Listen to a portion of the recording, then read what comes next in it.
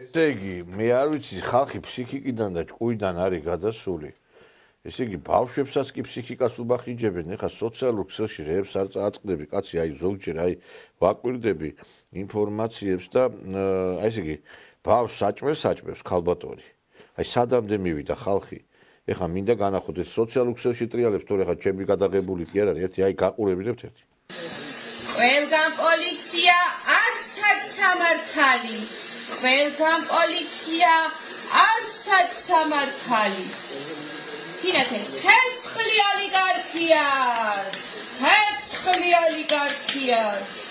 ეხლა ეს ხარ ნორმალურია. არა, ნორმალურია. თან რო გადაიღო და თან დადო ეს მერე იმაში. არა, არ არიან ნორმალურები. ესე იგი, საც პატარა ბავშვს ფსიქიკას უბახიჯებს. ბავშვს საჭმელს აჭმევს და ცეცხლი ოლიგარქიას და ესე იგი, ის ბავშვი შეიძლება ტრავმა მიიღოს, რამე არ დაემართოს იმ საწოდაობაში, კაცო.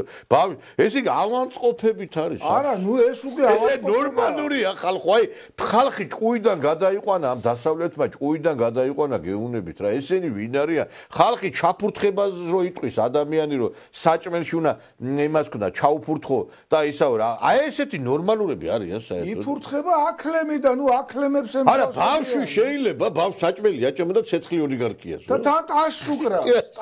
არა ნორმალურ გიჟების ხელში ვართ. მე ვერ გავიგე, აი დღეს საქართველოში ცხოვრება არის საშიში. აი გეუნებით ეს დღეს საქართველოში ცხოვრება უდრის სადღაც აი ბრძოლის ველზე რო იყო. ამდენ გიჟ გადარეულში რო იქნები, კაცო, ხო ისა. მე ესე ნათქვამია გურიაში იტყოდნენ ერთ ისა სოფელშიო ერთი სულელიო ყველას უნდა ყავდესო და ეს სოფელში ერთი სულელი კი არა ამდენი სულელს რა იტას ხალხო ერთი კი არა 1000ობით სულელი ყავს ქვეყანაში 1000ობით. ბატონო ნიკო, გაგიჟდები.